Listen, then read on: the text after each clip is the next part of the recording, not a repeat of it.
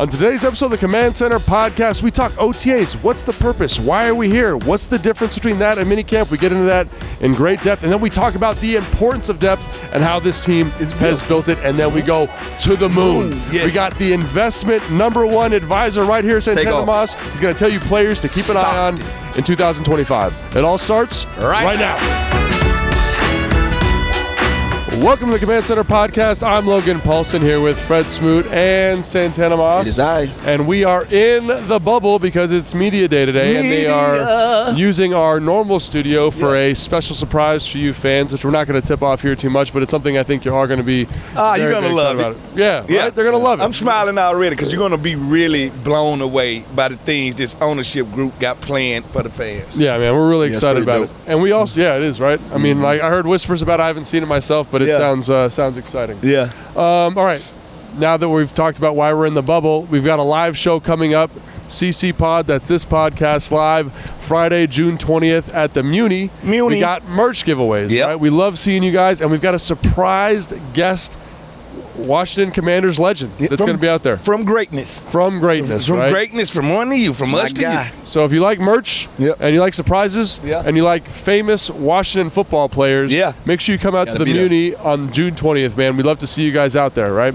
Also, we've got our mega mailbag plan that's coming up, right? Mega mailbag, right? The whole thing. So you guys have been giving questions. We want to make sure we get all of your questions answered. So if you've got a question you want us to answer, make sure you send it to ThatHawkOutside@gmail.com.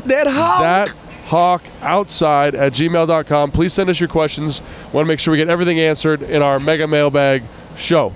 All right, now, this is maybe the most important thing about this show. You guys are going to buy tickets. Yes, you are. For Commanders games. Yes, you are. If you are going to do that, which we know you're going to do because you guys are huge Commanders fans. Yes. Scan the QR code, which is there in one of these corners, this corner right here. Make sure you check it out. Remember, that helps us out. They track that information. If you want to support this show, please, and you're going to buy tickets anyway. You're going to buy them anyway. Use the QR code to get that done.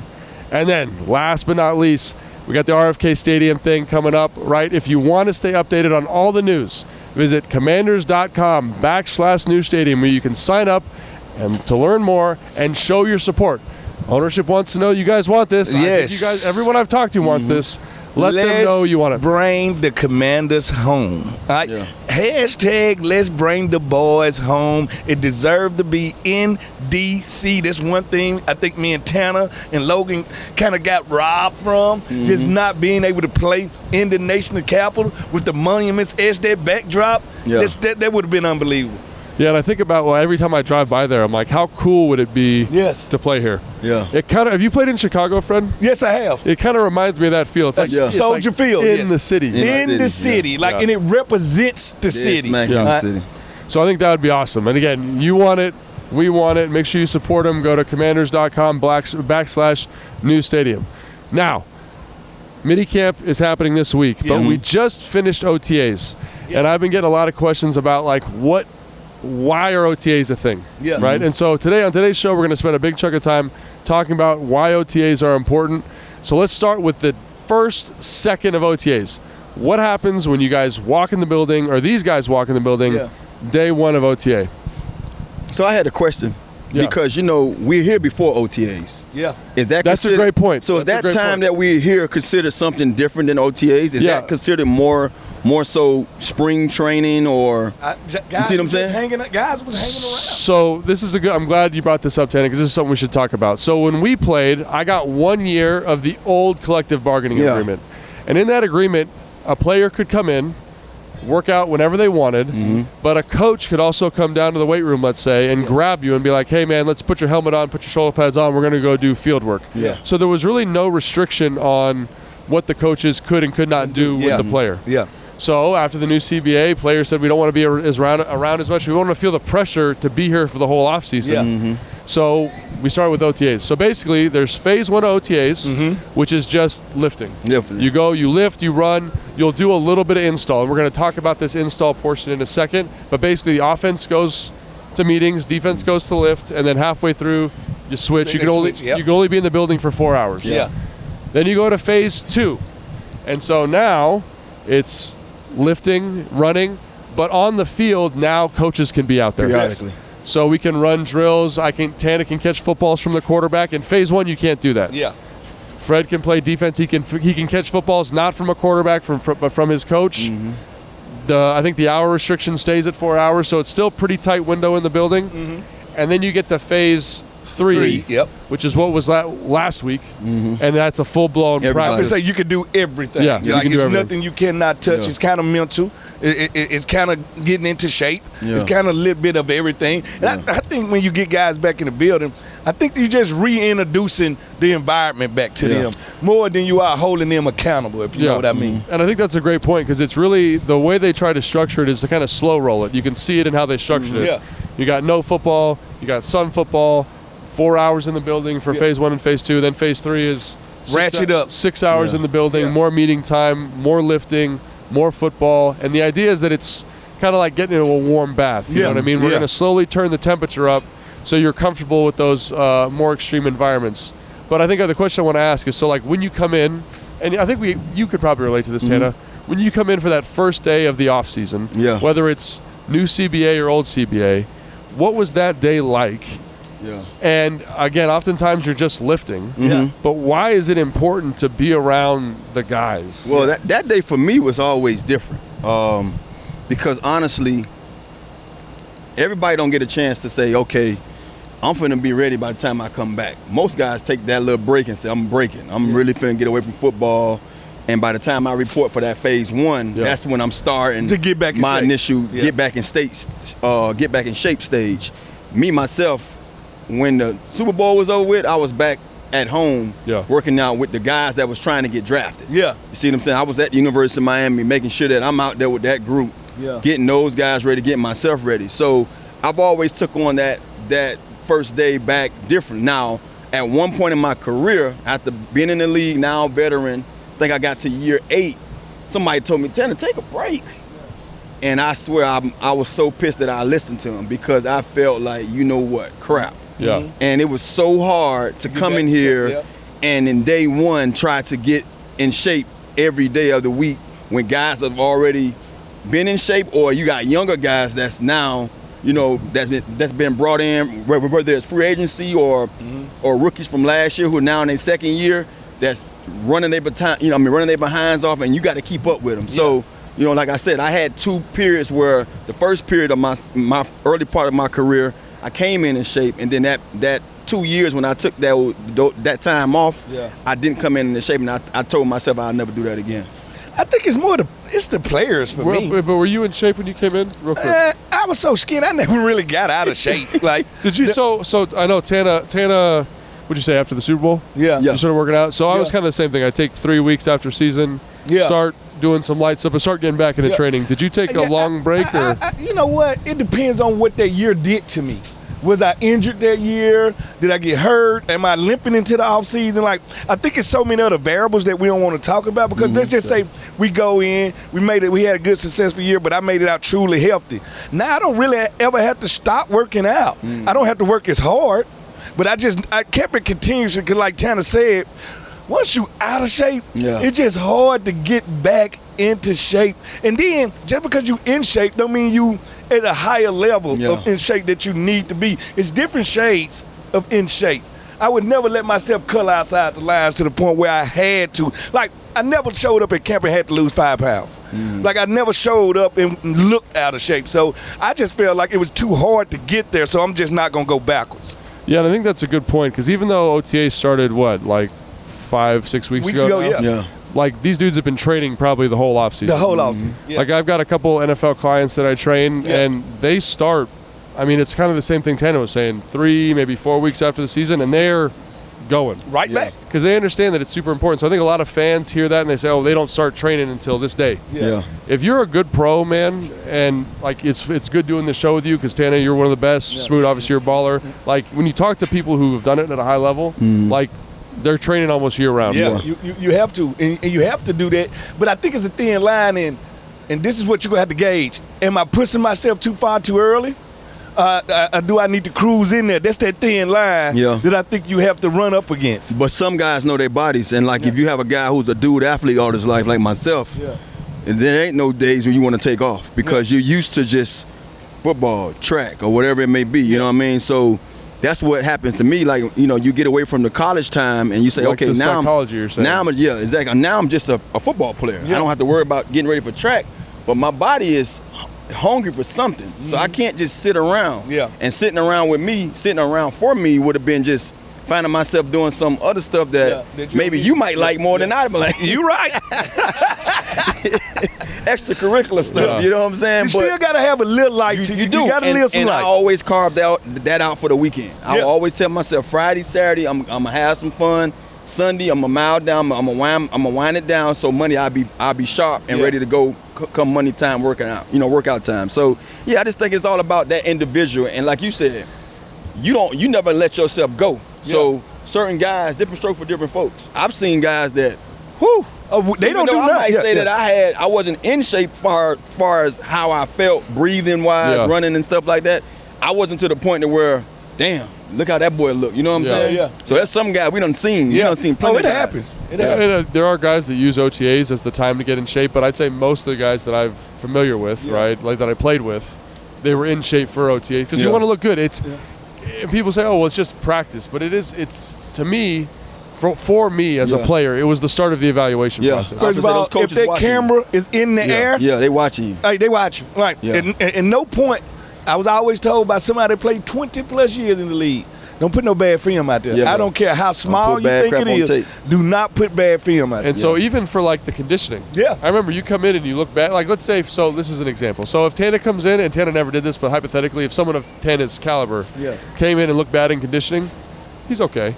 Oh, we get you in shape. Strength coach will dap you up. We'll be all right. But if a guy like me, who's kind of a bottom half of the roster guy, came in and was in bad shape, like they might just cut me on the spot and be like, hey, man, no. Like you're not, this isn't that important. You don't love it enough. So even though it's like a ramp up period, it means different things for different people. I just think it means a lot for all of us. And like you said, less stress on Tanner, but Tanner going to stress himself out. But that's why Tanner's good. And same thing for you, though. You know I think also, too, the coaches use that to see who are the real pros. Who are the guys we can trust that when they get away from us, they out there doing their business. And now, I see this guy come in like, okay, you was already on the bubble. And then you come in looking like you can't keep up. You know what I mean? So I think that's and I think a period where they say, look, we're going to evaluate these guys on how good they can handle time away from doing something that they have to do. Because most of the guys who are good are the guys that's playing or working on their craft outside of the eye in the sky. I also think that it's an advantage goes to, especially I noticed the guys that we stay here.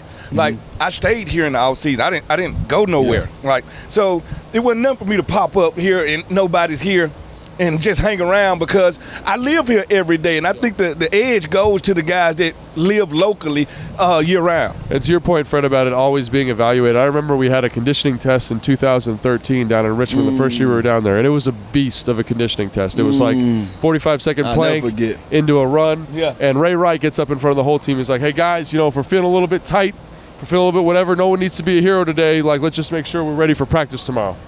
And so I was like, that's a trap if I've ever heard one. You know what I'm saying? That's a trap if I've ever heard. You laying that for me? So I gutted that thing out. My back was cramping up. My hamstrings were all tight. And two guys were like, oh, like they tapped out. I would be damned if as they're walking off the field, the head scout's like, you and you, come with me. Cut them on the spot. The Reaper. On the spot, man. And that's that thin line. All I say is this: if the red light is on and I'm being recorded, I'm just gonna give you my best. I think that's a good way to look at it. Never take if the coaches are watching you. That's so. Hey, Ray got him. Dude, I remember it because I remember doing a plank like, boy, don't fall for the banana in the tailpipe. Boy, if you quit now, you're gone. No, it's just like you meet a dude. You introduce him like, this is my girl. Oh, I'm not a threat. Yes, you is. No, I'm not leaving my girl around the rock. No, I'm not. So anytime the light's on, it's you got to be paying attention. It's go time. Yeah, but I also think, like, and Fred, you've talked about this a ton, and so I'll let you talk about it. You've talked about it, like, it's so important this time of year to kind of build those relationships. Friends. And I think that's, again, this is where the team isn't established yet, but this is where it starts. This is the floor. If you cannot build a house without a foundation. Like this is when you become, especially when you got a guy like Larry Matanza who just getting here. You got guys free agents. You got guys that's rookies. This is how you really get to know. I can't call this a brotherhood if I don't know my brother. Yeah. Like this is the time I get to know little things about him. I get to know his family. I get to know his kid's name. I get to hang out with him away from the football field. And this what took us so far last year. I think these guys really had a real brotherhood. I am my brother's keeper. And to get that, you literally had to spend time with them. And all that time can't be with a helmet and shoulder pads on. Yeah, and that starts now. But I think so. Obviously, there's stuff between players, which is obvious. Like, we're going to work out together. Yeah. We're going to, like, you know, we're going to eat lunch together. I just got here. Tell me where I should move. Yeah. All right, could you tell me, I like this type of food. Where's the best food? Like, there's the small things. But I also think, to that point, Fred, like it's also like with the coaches too. Yeah. Like I'm going to build a relationship with the strength coach. I'm going to start having conversations with my position coach if I'm new to the team, right? Yeah. This is where all of that starts. Yeah. And so again, I think it's nice that it's kind of a gradual build-up. You know what I mean? It's like, hey, here's an hour and a half with your position coach or an hour with your position coach. Like get to know how that vibe works. So it's not only the players, which is important. It's and this is something I think that Dan does a good job of. It's the players all the way up to the top. Yeah, you know what I'm saying? Like Dan's building relationships now too. Yeah, and that's so important. And like you guys worked with Gibbs. Did you work with Gibbs? Yeah, we was with Gibbs. Yeah, and like what you guys told me is that he was really good at like building those. He knew people. He knew how to let people be them. Yeah. And also know how to set a standard high and be demanding at the same time. Yeah. Right. Most of the good coaches have a way of doing things that's going to get you to, you know, have those bonding moments or periods where even if you wasn't cool with going out with your teammates, you're going to do it. You're going to do it. Because we had the bowling thing with Mike Shanahan. Remember, we went to the bowling alley. Yeah. But we was also individually, every room did something on their own. You know what I mean? And so like me and Fred always talked about just the gambling part of it. I mean, you might look at it and say, you know, it's wrong or they shouldn't be, but it's bonding. You bond. Yeah. I mean, I've seen guys leave practice, come to my house and play cards, and go back to practice the next morning because they've been over there the whole entire day and night. And we done ate, we done ordered food, we done. Some guys took a break and went in there on my living room and watched TV on the couch, went to sleep. Like, you know what I mean? So you get a chance to really get to know somebody after just sitting there bonding with them playing cards or doing whatever, shooting dice. It's a simple thing, like the ping pong table. Like it just the ping pong. It's just so many small things that you can point to and say, all right, that's what we're talking about. Mm-hmm. Yeah, and so, you know, I guess the other thing people ask me is like, when do you get your playbook? And you'd get it on that phase one. Yeah. Because you are meeting with the coach, right? You have it, you start going over the stuff, and so let's start talking about like installs. I think that's important for people to understand. And so for me, phase one, when I was playing part of new CBA, and you were there for a little bit, Dan. You had, 3 years, 4 years with the new CBA? Because it was in 11, right? When did it come in? It was 11. 11? So, I had 11, 12, 13, 14, 4 years. 4 years. And so they give you your playbook. You start going through stuff, and people say, what's an install look like? And so for the offense, I can't speak to the defense, but we go over, like, day one is like the most boring meeting. It's like, here's the cadence. Yeah. Here's how you line up in the huddle. Yeah. Here's how we call a play. Here are the formations. We don't even install plays. It's like just the formations. Yeah, yeah. Then you go into in your position room and you talk about formations, and you're like, I know this. I got this one. I got this. You know what I'm saying? Yeah. But like they really try to walk you out. But they have to, right? Yeah. Because I think you looking at it as a veteran. It's another young person in this room that haven't had that. And I was gonna say that's the point though. It's like they basically have to, every time they do an install, it has to be for the lowest common denominator in the room. Yeah. Which is the new guy. New guy. The rookie, the free agent, whoever it is. And how is it for defense? Do they do the same thing? Very, very similar. The thing about it is cover 4 is cover 4, cover 3 is cover 3, cover 2 is cover 2. Now, what they will do is say they'll start to give philosophy. All right, as a coordinator, this is my philosophy. With Mike Tomlin, he was like, all 11 to the ball, we play cover 2, it's a shell, protect the shell. All right, when I'm playing for Marvin Lewis, we are a blitzing team. We're going to do more zone blitzes than other teams. Be ready to cover man-to-man, be ready to run to the ball. Like, philosophy is what the coordinators get. If it's an intense coordinator like Coach Williams, Greg Williams, he finna rattle cages. Like, that's his thing. Like, he would get up there, point me fresh move. You need to tackle more. Right? This year we're gonna be focused on you tackling more. He did that in the first meeting? First meeting. Wow. Right? But Could you imagine coming back from the offseason? No, he's actually gonna do it to the people he know, one, that can take it. Yeah, that can take it, yeah. Two, if they high ranked in the room, that's who he wants to go to. So now everybody Makes else. sense. Basically setting the tone. He says, so basically if you're a guy that's, like I said, on the bubble, one of those lower end guys, if I'm calling out my stars, then you got no choice but to take what I'm giving you. You know? And then we just taking it. It ain't like we last back. We just taking it. All right, coach, I got you. Well, also like that he's doing that too. Right? Yeah, I know why. It kind of reminds me of like the Bill Belichick, Tom Brady. I was to say Bill. It sounds like Bill Belichick all over again. He's calling out Tom Brady so that everyone knows that they can get called out with impunity. Yeah. So and people say, oh well, like does it change? Like so, if you've been in the same system year on year, does the install change? And in my experience, it doesn't really. I will say it changes a little bit because the offense grows up. Yeah, right? it grows. Yeah, I'm gonna say it layers. They add pieces to it. Yeah, you know what I mean? Yeah. But the whole terminology factor for a guy who been there, it's like, okay, just added a new wrinkle. Yeah. You know what I mean? You got that in there now, coach. Oh, so now Logan could actually line up here and be the point guy on this bunch. Oh, okay, you want me to inside. It's just, and that's letting you know that's when you know a coach or offensive coordinator is comfortable with everybody knowing the system a little bit. And you got to have some continuity to do that. Meaning, we are adding to what we did last year. Well, even if there's no continuity, like one of the ones I remember just for whatever reason is we had a formation. It was called North Right Clamp, and basically it was like kind of a snug formation. The tight end and the fullback were off the ball in the wing, and the receivers were in a bunch. And so every time he called the play, it'd be like North Right Clamp 18 force, North Right Clamp, right? And so we came back the next offseason, and that formation went from North Right Clamp to just clamp. Yeah. You know what I'm saying? Yeah. So to like limit shorten the verbiage down, let us play a little bit faster. And I think that's like where the coaches, it's the same offense, but we've added a little bit wrinkle. Or maybe on flag, we're going to change the landmark on the corner. Yeah. It's the same concept, but the coaches have gone in the offseason, they've studied the film, they've made a tweak. So there are some changes, but on the whole, it's the same. And I think that's one of the reasons why, like Kyle and Sean used to both say this. It takes 3 years to learn an offense. People say that's a long time. But what they mean by that is like to get every detail, motion, alignment, position. Like I had to know like on certain like combinations when I was the point man in bunch, like let's say it was choice. Like usually on paper it's a 3-yard split. Yeah. But on choice we want it to be a 5-yard split so Tana could see the choice a little bit better. So you could open up the defense. Right. And so even though it's the same concept learned, like now in year 2, I know, hey, I got to widen out on this concept. And so it's the same install like on the whole, but there are subtle tweaks year on year. Same thing with the defense. Yeah, same thing with the defense. They add a little bit more to our play. If something that they thought was going to work the year before and it didn't work, they're going to tweak it and say we can't play cover 2 flat anymore. We need London. We need the middle linebacker to run with number 3. All right, because all year round, number 3 was getting open, stopping right in the curve. So we would actually start to fit the coverages to the players we had. If you know what I mean. Let's say I got a rangy guy like Sean Taylor in the middle of the field. I never run out the post anymore. Like I should tell guys, they be like, why are you on these comebacks? Because he in the post. Like, well, what are you talking about? You know your help is. You got more time. And I think that's an interesting thing too, is because like the coaches come into OTAs, which is what we're talking about, with an idea of what they want to be. Right? So there's one kind of off-season retooling.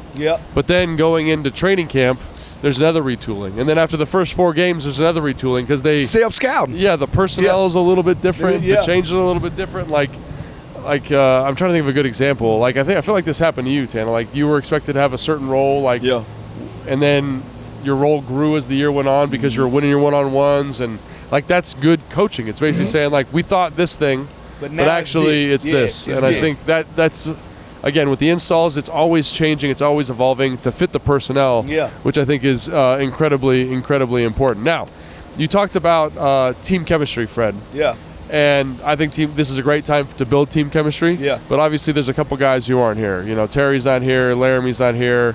Laramie showed up today, actually. He was here today. Dude, how good does he look, by the way? First of all, a mountain that runs. What were you saying to me, Tana? He look athletic. He don't look like an offensive lineman. He's got like twitched up legs. And those are the hamstrings and calves. Those are the tackles that is hard to beat. Like every time I see a tackle with what I call linebacker legs. They are linebacker legs. That's what I'm saying. I'm like, all right, that's a pass blocker right there. He looks built up. He looked like a man's man. So I played with him in Houston, so I went and dapped him up, and I forgot like just how he was. Well, it's not even. It's just like he's solid. Like you know, you hug an offensive lineman, and it's like there's some soft spots. It felt like you're hugging a brick. You know what I mean? You're like, oh. Oh no, he looks the part. Like get off the bus first, please, sir. That's what you want when you going to play a game. So obviously really excited. Laramie's here for a mandatory minicamp, but with Terry, Marshawn, and some other guys have missed days here and there. Well, first of all, let's be honest. Us as players, we don't get into other people's business when it comes about, it's money. Time to get paid. Yeah. You go handle that. Now, you go handle it. Especially someone like Terry. Yeah, right? the locker room is always quiet and got his back and be like, go on, handle your business, son. Yeah. And the other 2 guys, they was from other teams. We don't know they off-season. I was about to say, I think that's something that maybe people sleep on is everybody got a different regimen. I'm not throwing this guy under the bus, but Trent under new CBA, Williams, did not come to OTAs. Yeah. He just didn't come. He'd come to the mandatory minicamp. But he also had a trainer. Yeah. And that's the thing. Some guys are just comfortable with the people that train them. And I don't have a problem with it. So basically, if you're ready, if that's how you get ready for the season, and you're going to be a Pro Bowl left tackle, great. I can care less. Deshaun used to miss stuff too. He used to miss voluntary OTAs, right? Yeah. And so when he'd show up for minicamp, he'd be in amazing shape. Yeah. He'd catch every ball, and you're like, okay, cool. And now, I coach a couple guys that are playing for different teams, so I'm not sure how they do it here. Yeah. But now with all the Zoom stuff that came out of COVID, I was training a guy the other day, and he was like, oh, I actually got to bounce at 2 because I got a Zoom meeting with my coach to go over the install. Yeah. So he's down here. Yeah. Coach is in different state, and he's going to have a meeting to do the install. So we don't know, but they might be meeting with Larry. They might be meeting with Marshawn. You just never know. I heard one of the coaches speaking said that Marshawn is being caught up on all the formations and all the coverages and stuff like that. So he does talk to I'm not sure if it's a Zoom or just a phone conversation, but I believe it was Joe spoke about it. Joe Witt Jr. spoke about it the other day that they're in contact with Marshawn and they're going over everything that's being installed. So he's caught up to speed mentally. It just be about what he's doing physically. They don't know because they can't see it, but they'll see it once he come in. Yeah, so from a mental standpoint, not that worried about it. From a physical standpoint, not that worried about it. But Fred, you talk about how important this is for team chemistry and bonding. Yeah. And I don't want to put you on the spot, but does it hurt that they're not here? It feels like no, but put it like this, it's not a big thing, but come on, it'd always be good if we was hitting for 100%. All right? It'd be great. But no, like I said, because I don't know they off-season routine, I don't know they trainer. Like you said, if he shows up, he's a Pro Bowl left tackle, who cares what he's doing OTAs? Now, would it be helpful? Yes. I'm just not going to make a big deal out of it. Yeah. But also I think, too, one of the things that Dan's talked about is building this culture. We've got Bobby Wagner. We've got Zach Ertz. We've got these other guys here. So when someone who hasn't been here shows up, now we've got the culture that can bring him in real quick. Yeah, I totally understand. But we don't know. Just because he's ain't here don't mean he's not communicating with teammates, not communicating with the coaching staff, not asking the guys in the cafeteria, what should I eat? You just don't know how much connectivity that it is between these guys and what's really going on. And the other thing people sleep on is sometimes it's actually better when the veterans aren't there. Yeah. When Julio wouldn't come in Atlanta, all the young guys got reps. Got reps. Yeah. So Julio came in and was ready to roll. Yeah. But while he was gone, all the young guys were getting reps. So you're getting guys better. So I look at Trey Amos, and with Marshawn not here, he's got to learn the whole thing a little bit quicker. Gets more reps, gets more practice. And I think that speaks really nicely to the next thing, right, which is in the off-season program, how do you build your depth? And there's a multitude of different ways to do that. Free agency, trades, draft. So looking at this offseason, looking at the OTAs, is how has this team built its depth? I think they did it 50-50. They did it through free agency, and they did it through drafting well. They drafted well last year. They had another draft. I think this year that's going to rival the one from last year. And I think what they really did do for the last year and a half, they made sure the free agents that they brought in here are top-tier free agents. Yeah. When you look at where we gave up draft picks for free agents, one of the best left tackles in football. Marshawn, consensus top corner in the league since he's been in the league, and Deebo Samuel's a Swiss Army knife that can do a little bit of everything, brings an edge to your to your team, and brings some identity to your team. I thought they just did a good job of when we say we're going to sacrifice something, we got to get something back, and that's what they did. Yeah, something that we haven't done in the past. I think I spoke about this a while back. For so long, this organization was based on the name of the guy instead of how he fits this team. Scheme, And then you look at it now, the last 2 years, we've been hitting on all cylinders with getting the right kind of guy to fit a need or fit a void. So I think it's tremendous just having that kind of leadership in the front office of AP and his staff just knowing, hey, this is what we got to do so our guys can go out there and do what they do. Our coaching staff can go out there and lead this team in the right direction again by making sure. And even when you get rid of a guy that you probably didn't want to get rid of, in the John Allen, you go out there and replace him with another Kinlaw, somebody who's capable of filling that void, or maybe even showing more with his youth. You know what I mean? I'm not sure how far removed he is from John's age, but I just you feel got like Newton too. Yeah, you still have young talent there. No, I just think it's tremendous though, just seeing how they went out there and say, this is the groceries we have to pick, and we're gonna pick the best pieces of fruit, best pieces of vegetables to make sure that our diet is high in protein. Yeah, and I think the other thing that I look at too is, and Fred's mentioned this a bunch, is the development aspect too. So not only did they go out and find good people, but I look at Jean-Baptiste in the OTA practice last week. I look at McGee and the shape he's in. I look at Hamilton. I look at some of these other pieces. Tyler Owens, all of these guys. Tyler Owens, that's a great pull. And they look to be like guys that haven't taken that step yet, but could very well do that. Go to the next level. And I think everybody that they brought in has another gear that they can go. I think everybody has another gear they can go. Which is, again, like I think is, when you talk about team building, and I know we're like hyping the team up and we're excited, obviously, but they earn this. They earn this. Yeah. Like last year, at the beginning of last year, everybody was kind of afraid to believe.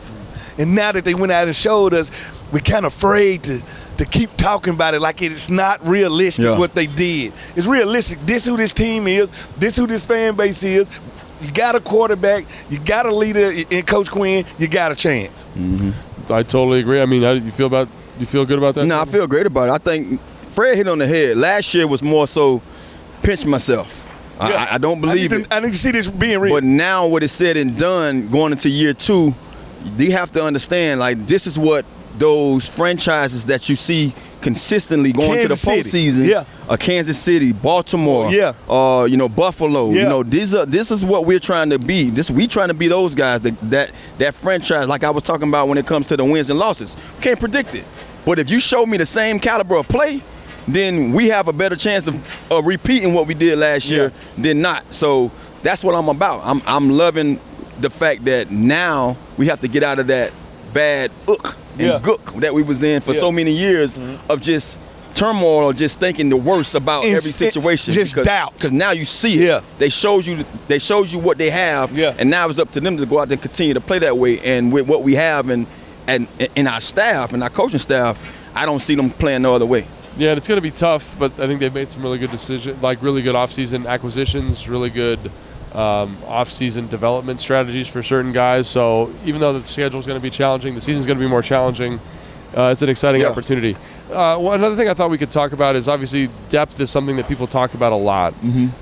But when a team is building depth, and this is something maybe you've experienced or seen, like when a team is building depth, like do you want variety? Like do you want the guy that's backing up a dude to be different, or do you want it to be very similar to the guy that's ahead of them? And I think there's a multitude of ways to look at this. Yeah, I don't think it's a right or wrong way to look at it. It ain't. I was going to say, I want consistency first and foremost, but I won't mind having a different type of player to fill in. I don't want the same. I don't want another Fred Smoot when Fred Smoot go down. Well, would it be fair to say, Tana, like I was thinking about it when the producer Jason asked us this question, and I was like, you just want dudes that can play. I don't care, long as you got the skill set to play on this level. I don't care about your shape. I don't care about anything about it, because I think a variety brings up different chances for my coach to keep us in the game. Bingo. What if the matchup this week ain't good for Fred Smoot? What if it's better for a 5'8" corner to go against this dude? Hey, go on in there. I'll back up. Perfect example. You've been on this team. We had Pierre starting at X. We didn't know some weeks we had Josh Morgan or Leonard Hankerson starting at Z, and then you had me coming in at Gator. And then when we get in one of those games, we need to, somebody need to go and take the top off. We put Al in there at Z. So you had the consistency of play. All those guys made plays. All of us made plays, but you had a variety of different body types, talents. You know what I mean? Like skill sets. All our skill sets was different. Josh Morgan was going to run every route, catch every ball. Pierre was going to run every route faster than everybody on your team. Mean, mug you, do whatever. And the yak. Leonard Hankerson caught everything, smooth route runner, knew the whole defense like the back of his hand. And then you had Al, he just put him on the field. he gonna take the top off every time, every single time. It's funny because it sounds like you want both. Yeah, we want both. Yeah, we want because you want the standard of play to remain the same no matter who's in there. No matter who's in there. But it's also like with the receivers, I think about it all the time. It's nice to have different body types, skill sets, all that. And I think about like with defensive linemen, for example, anybody who's got to win on one-on-one, like as the offender. So I think of defensive linemen as like the offensive element, right? Yeah. You want different body types. You want a power rusher. You want a speed rusher. But you want to make sure that you're getting production from all of them across the board. Yep, and I want them to rush as a group. The best D linemen are ones that rush as a group, not that rush independently. That's why I have these back and forths. Me and B. Mitch was talking today. I have these back and forth with everybody about what's the most important. Edge rusher, interior rusher. You love this conversation. I am interior rusher every week all day long. Oh my God! I just want good pass rushing. Yeah. I know it, but if you ask me, Smoot, where you want him at on your defense? You want him in the inside. Give me a Warren Sapp and let me cook. Yeah, because the inside, you know, that's where it gets sketchy. Because if you getting that guy to have that pressure in his lap, it makes it hard. It makes it hard for the quarterback. I take me an Aaron Donald. Yeah. As much as I love Julius Peppers and Simeon Rice and all them edges and Michael Parsons, give me an Aaron Donald. Give me somebody right up the middle. Yeah. And I will say they, because of their proximity to the football, they can affect runs and passes. The whole game. Both ways they can affect it, right? So I mean, Fred might be onto something there. The other thing I wanted to say was I totally forgot what I was going to talk about. We were talking about depth, right? Yeah, we went depth, and we went the difference in the depth. Do you want it consistent or do you want different? So thanks, Fred. I appreciate it. Because the thing I was thinking about, but with offensive line, I want the same. Yeah, most definitely. I want them to be the same. Yeah. Like I don't want different body. I want a whole bunch of big dudes. Or bigger. I want them to fit my system, and I want them to all kind of be a certain type of way. Like, you know, I can see why you want that almost choir effect, where you want your baritones to all have these deep voices. You know what I'm saying? You want them to be on the court, but you know that choir sound good when you got like all these different ones that come together to make one sweet sound. Like for sure with a receiver, with running backs, I want some variety. DBs, I want some variety. Even running back, I want variety. That's what I'm saying. But with offensive linemen, for whatever reason, I want them to fit my You want scheme. all pickup trucks. Yeah. You want all pickup trucks. That's exactly right. Okay, so this is one that Jason asked us, and I think it's a really good question. What is your under-the-radar position group that got better with depth? Run the back. Why? Well, first of all, when you look at what we had last year alone, I think when you have a B-Rob, you have an Austin Eckler, those two alone, they kind of like carried the load last year for the most of the season. Yeah. A period of time, and then we had to lean on the Rodriguez. We had to lean on the Matt Nichols. So that was already, to me, a pretty stout, running back room. Then you add a guy in Merritt this year that now you don't know what we're going to do with all these guys. You know what I mean? These guys finna be fighting and clawing for positions every rush. So you look at that alone, not knowing what's going to happen come this season, that's a beefy running back room because you want 2 or 3 guys you can say, we good. We got 4 or 5 guys that any one of those guys get a chance, they can kind of carry this team. You know what I mean? Carry the backfield. Also, we saw him today. Yeah. He's a running back. He's a dude. He's a running back. Big. I always thought in my mind, watching the film. Scat back. Yeah. Most definitely. But he's a big back. Yeah. He's big and he's got some speed. You know what I'm saying? Yeah. It's one thing of being a back, but it's another thing when you look like one. Yes. And you can go out there and stretch your stuff. Woo. But that's why I go linebacker. All right. UCLA, K. Madrano. Boy, you want to talk about, I think he's going to be a steal when we look back 3 years from now. They're going to be like, how did everybody pass on this guy in the draft? You know it happens all the time. That's what happened to Lundy. You run a 4-3 and everybody passes on you until they realize he a yellow jacket. It's too late. I think add him to that linebacker room. Hampton goes back and forth from safety to linebacker. And the young kid, Jordan McGee. I'm very excited to see what he got to bring to the table. And that's depth from last year's draft that we didn't get to see kind of mature. Yeah, I think it's interesting that you guys both pick positions where they did make additions. Yeah. But still a lot of the depth from last year. The depth is developmental depth. Yes, right? It's like we talked about. It's almost like we produced this segment. Yeah, we talked about it before. But it's like you get a draft pick that we're excited about in Madrano and Merritt. Yeah. But then also you look at like the linebacker group to me specifically. It's like Dominique Hampton at practice looks different. Yes. He's a big physical dude, Tall. right? McGee looks different, right? just built like a and Ford 1500. and so you look at that and I say Rodriguez has gotten better. McNichols is so consistent. Nichols. And so Rodriguez like he trimmed up. looks good. He does. He like he's trimmed up. You know, you can always tell when a guy look good without the pass on, but in the uniform. You know? Yeah. But again, like to your point, like what is depth and how do you create depth? Yeah. I think those are really good examples. For me, I'm going to say safety.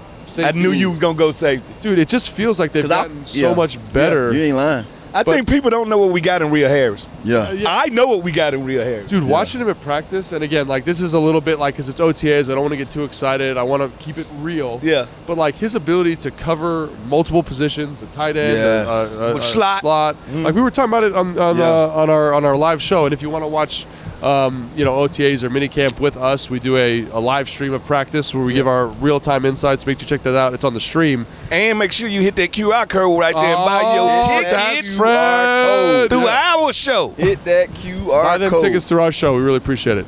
But basically, like the flexibility he gives you, and with Quan, I was going to say, they're both Quan. coverage guys. And guess what? To an offense, where are they coming from?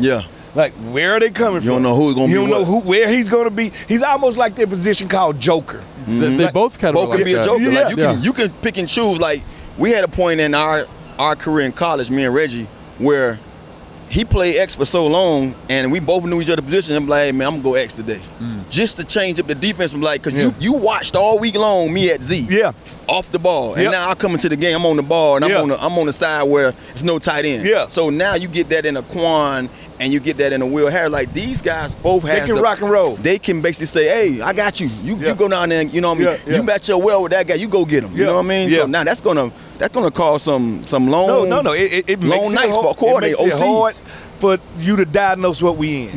Yep.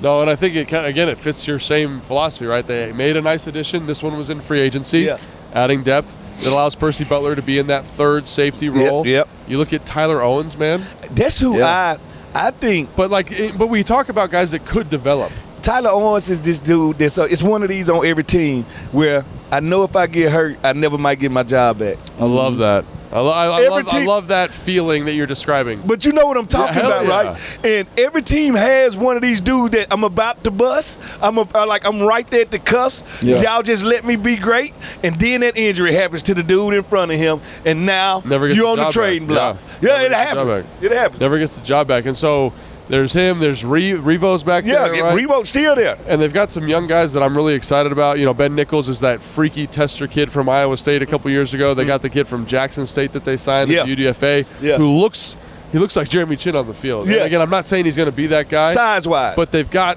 some interesting depth pieces. I think Tyler Owens could develop. I love the addition of Will Harris. So those are kind of my, I think, sneaky under-the-radar additions. All right, now it's time to play a game. We always love games on this show, and this one's called To the Moon. All right, and our guy Santana is a big investment guy. Right? So we're going to use our Commanders coins to invest in the future. Right? Command coin. And if you guys don't know this about Tana, but Tana is locked in when it comes to investments, man. He's always got the next big thing. Oh, real estate here. This guy's doing this. This Bitcoin's doing that. He's locked in. So maybe we'll start with you, Tana. Let's go. So we got three categories. We got blue chip, buy the dip, and diamond hands. Okay, so those are the different coins we're using, all right? You don't make a lot of money off blue chip because it's already there. It's always high.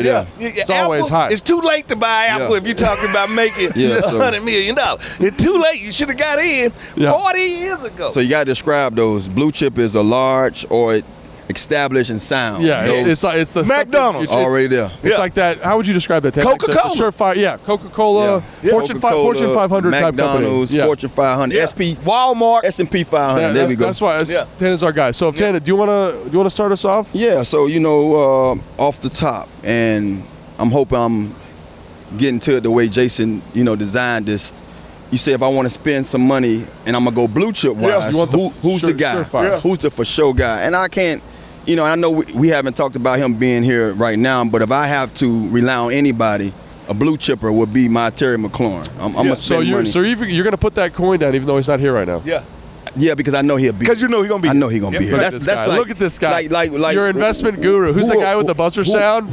Take it to the bank. Who's the Commanders without 17 out there on the field? He you know is what I mean? Commander Terry. Yeah, he's the Commander Terry. So that would be my blue chip guy. I just feel like I'm a receiver. It's only right for me to pay homage to a guy who I feel like by the time he's done, he's going to be arguably one of the better receivers that ever came through this building as a draft pick. Yeah. You know what I mean? To be drafted here by this organization. I think right now he's already in the top 4 or 5 when it comes to consecutive, 1,000-yard seasons and just being consistent every year in, year out. When you're talking about Tana, it feels like the right investment. Yeah, the right one. I mean, I can't lose, but I go to sleep at night knowing Terry's there. You're gonna make a return. I go on my eye. We good over there. I'm gonna invest mine in Daniel's coin. All right? Oh, look at I'm gonna invest mine in Daniel's coin. You're buying Apple stock right now because I believe that, the ultimate force multiplier. Yeah, right? He's the guy that changes everything. The quarterback is the face of a franchise. The quarterback is the soul of a franchise. A quarterback is the reason that you always know I got a chance to win every game, no matter what game we in. If you got a quarterback, you got a chance. I'm going JD5. Daniel Cohen right now. And I also think because of what the staff's done to support him, right? Offensive linemen, playmakers at the receiver position. Year 2, we talked about install on offense. It's similar to when Apple dropped the iPhone. Yeah. When Apple dropped the iPhone, they took 70% of the cellular phone mobile share, and they did it in less than a year. Yeah. All right? Yeah. No, I think that's I love both those. I'm going to go a little bit maybe off the beaten path, but I think this is 100% blue chip. 100% it's Daron Payne. Oh, this Daron Payne. You think he's going to have that year again? I think John's gone. Yeah. And this is not a knock on John, but I think about your entire career, man. Mm-hmm. Like if you had played with Reggie your entire career. You would be ready to break up. Yeah, you're behind. But you know what's so crazy, and I don't want to cut you off, I was going to use him for the buying and dip. Dude. Yeah. Because I feel like he could fit in and eat both of those. Yeah, so that's a great. That's where I was on the fence. Yeah. Is he a dip? Is he a guy? Yeah. I just feel like because of the shape that he's in, watching him at practice, watching his conditioning, like the way the coaching staff's talking about him, like they're going to feature him. Yeah. And when you feature him, like he might not have 11 sacks. Yeah. But he's going to be disruptive as all outdoors. They're going to let him just go. Yeah. And if he plays a 3 technique, man, he could be devastating. So you feel like he's basically Bobby Brown in New Edition. He was good with him, but he needed to go out by himself. And again, and people say, "Oh, is that because John was No. And it's because like imagine if I was with a guy older than me. Yeah. Well, you're always going to defer to that guy. Yeah. Mm-hmm. And so now he's gone, and it's your room. Yeah. Like hearing Coach Tapp talk about him, it's like. He's the alpha. Yeah. It's his thing. And when people start talking about a guy that is a physical freak as being the alpha in a room, I'm like, he's got to be ready to rock. Yeah. So and it might be a little dippish. Yeah. It might be a little. The only reason why I would say it's dippish because he was already a couple of years ago. He was the guy, and then last year was a little quiet season from him. Still played great. Yeah. Just didn't have the sacks that we normally used to him having. So when I'm in the stock market and I'm seeing stocks that are good and they dip and I buy them when they didn't have the great year or a great quarter. Yeah. So that's why he fits in that buying and dip. Yeah. But he's still one of those stocks where I can honestly see buying him. I think that more speaks to how confident I am that he's going to be good. Yeah. You know what I mean? That's why I'm so confident. All right. So now we talking about buying the dip. So Tanner, you just alluded to it well. Buying the dip. Yeah. Hey, maybe a bad year last year. Yeah. Not 100%. But I got faith. But they're shooting to the moon this time. Yeah. We're going to make a lot of money on this. This is when you make money. Yeah. This is how it makes money. I would say, and the guys there, I hate just looking at the sheet and being able to say, but it's there. Marshawn Lattimore. I say I would buy the dip. He's one of those guys. He fit just like Daron Payne. Yeah. Talent is there. Yeah. Production is what's there. Yeah. It's just didn't get the same output that you've seen quarters and years before. Yeah. Wasn't bad that you didn't see Marshawn Lattimore out there. You just say, I didn't get that same, you know what I mean?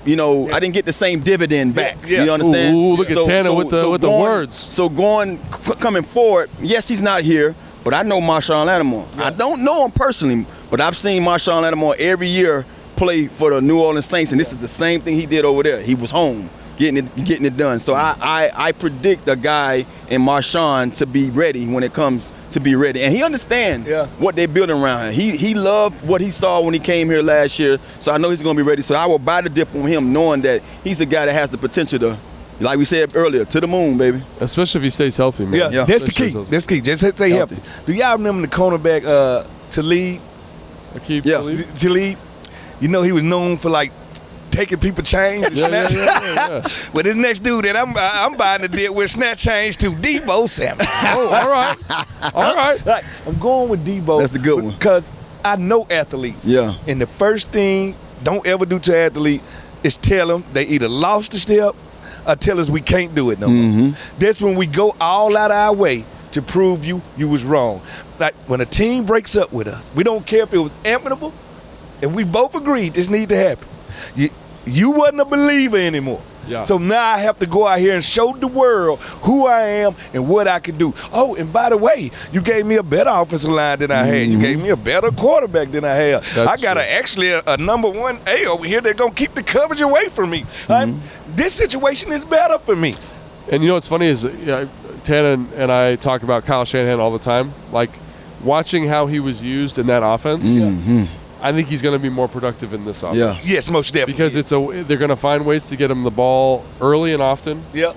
Quick gains, and he's going to be explosive and do what he does best. Yeah. So I don't know. I just think, like you said, better situation, better quarterback, better O-line. Yeah. And I think this – I love that offense in San Francisco. Yeah. I just think this offense – our offense is a tad bit more vertical and horizontal. Yeah. So I'm really excited for that. So for me, this is a weird one because I kind of feel like it's ascending a little bit. Yeah.